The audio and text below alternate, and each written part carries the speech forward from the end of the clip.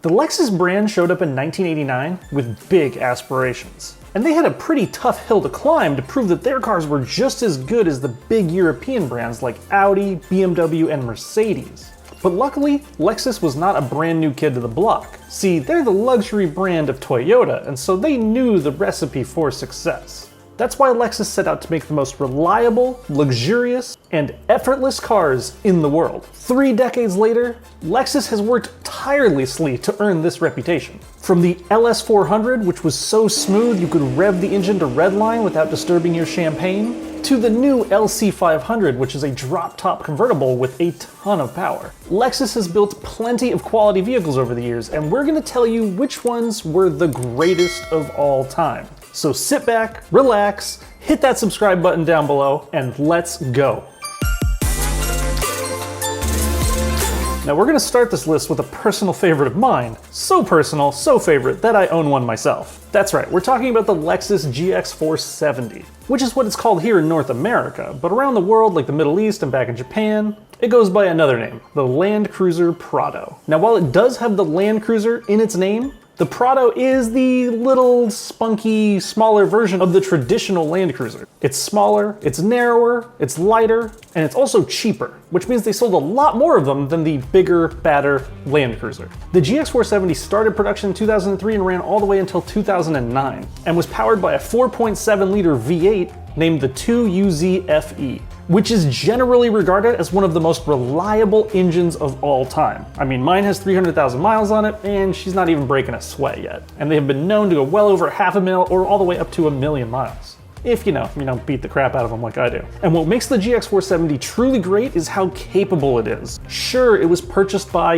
secretaries and rich people that never ever took it off-road, but underneath its leather and luxurious lines lies a ton of really powerful and capable off-road features like the KDSS system, the A-Track all-wheel drive system, a center locking diff, and of course that V8 with all of its torque definitely helps out when you're crawling over something. All told, the Lexus GX470 was definitely alternative in the SUV market for those that were looking to go off-road a little more than the guys buying the BMW X5s of the time. And today, it's an incredible value for under 10 grand, but you might get a few miles on it. Prices are going up, so look out for one soon, or wait until the hype dies down. All right, we got my car out of the way. SUVs are cool and all, but let's move on to a big, bad, luxurious sedan, the place where Lexus really shines. And we're going to talk about the Lexus LS430.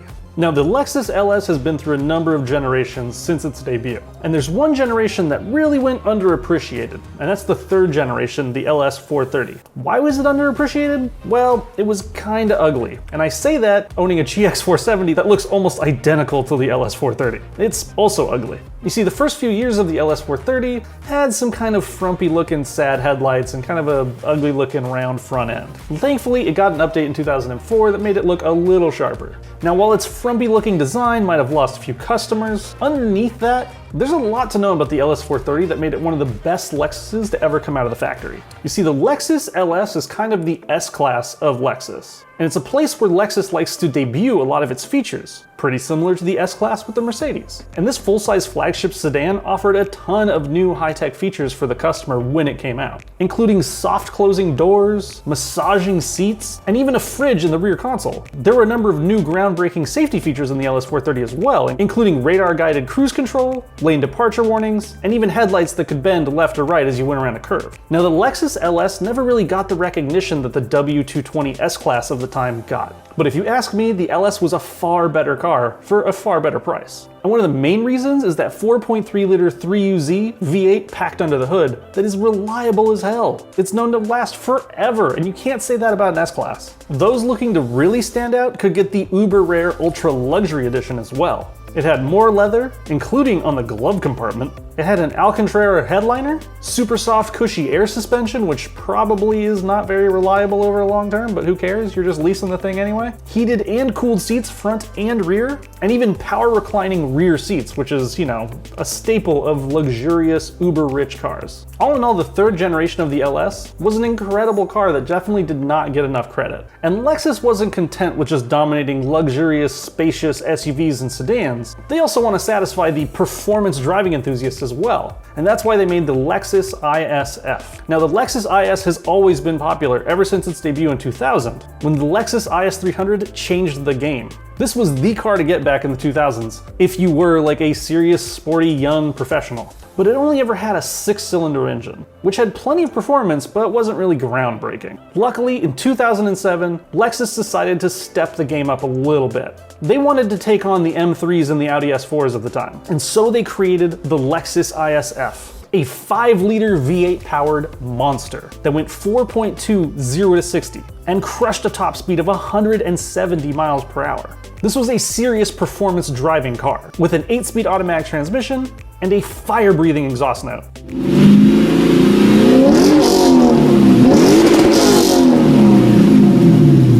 If you've never heard the roar of a straight-piped IS-F, you are missing out. It is truly a symphony for the ears. And sure, the E90 M3 sedan of the time was also a pretty cool V8-powered sports sedan. But the IS-F had one thing the M3 didn't: reliability. It also doesn't come with that reputation that BMW owners have. The Lexus community has long been very friendly and very inviting. And we use our turn signals as well. Today, a used Lexus IF is potentially going up in value. And it makes sense. It's a performance sports sedan that is both incredibly reliable and incredibly fun to drive. People are catching on the used market, people know what they want to drive and they know what they want, and the IS-F is one of those desires. But the long line of Lexus's performance division does not end there. They once built a supercar, the Lexus LFA.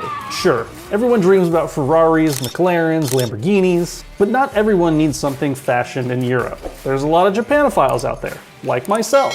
And for us, one of the top supercars ever to come out of the land of the rising sun was the Lexus LFA. The Lexus LFA was the second car to come out of the performance division known as F in Lexus, the first being the IS-F. And this is the only Lexus ever to be produced that has more than 8 cylinders. It came with a 4.8 liter V10, spitting out 563 horsepower all the way up to a 9,000 RPM redline. Why Lexus doesn't make more of those, I have no idea. That should be in every car they make. The 72-degree Bank Eagle V10 was a naturally aspirated monster and was actually lighter than the brand's 3.5 liter V6. It sounded like a Formula One car and is easily one of the best engines ever put in a supercar. And the LFA may be one of the most reliable supercars ever created, right up there with the R8. And on the used market, it pretty much doesn't depreciate. And there's even a rare special edition known as the Nürburgring edition, of which there were only 64 examples, and it got a little performance bump over the stock version. Today, and probably forever, the Lexus LFA will always be a 6-figure supercar, and some have even gone for sale for upwards of $500,000. And while not all of us can afford that, certainly not me, there is a Grand Tourer made by Lexus that can fit within your budget, the LC500. Lexus brought us the LC500 back in 2017 in both petrol and hybrid versions. Sadly, the LC500 is probably Lexus's last adaptation of its naturally aspirated 5-liter V8. With over 400 horsepower on tap, the 10-speed automatic transmission sending all of its power to the rear wheels, the LC500 is more than just a pretty face. But it is a pretty face. One that you should expect when you're spending over 6 figures on a Japanese Grand Tourer. Some might say that the more mainstream models of Lexus don't really match up with the current Lexus design language, but the LC500 encapsulates it perfectly. The lines on the LC500 are gorgeous, and with a deep metallic dark green, the LC500 stands out in a world that is black, white, and gray. Now the LC500H, the hybrid, isn't nearly as fun with its clumsy powertrain, and it's focused on efficiency rather than the fun of a V8 Grand Tourer. It's definitely not the one we'd recommend, unless you're trying to save the planet with a little bit less emissions, but in that case, why are you buying an LC500? Either way, the LC500 is poised to go down as an iconic Lexus vehicle for the history books. Another car on my list of the greatest Lexuses of all time fits the Lexus recipe perfectly. V8, 4 doors, and an F on the badge. That's right, I'm talking about the GS-F. The GS-F is one of the most underrated Lexus performance sedans, which is a shame because it's the most recent one. The F division of Lexus took the base model GS and cranked it up a notch or 2 or 3. This may sound familiar to some of our other vehicles in this list. It comes with a naturally aspirated V8, an 8-speed automatic transmission sending power to the rear wheels. The Lexus GS-F was a no-compromise look at what Lexus could do to combine power and luxury.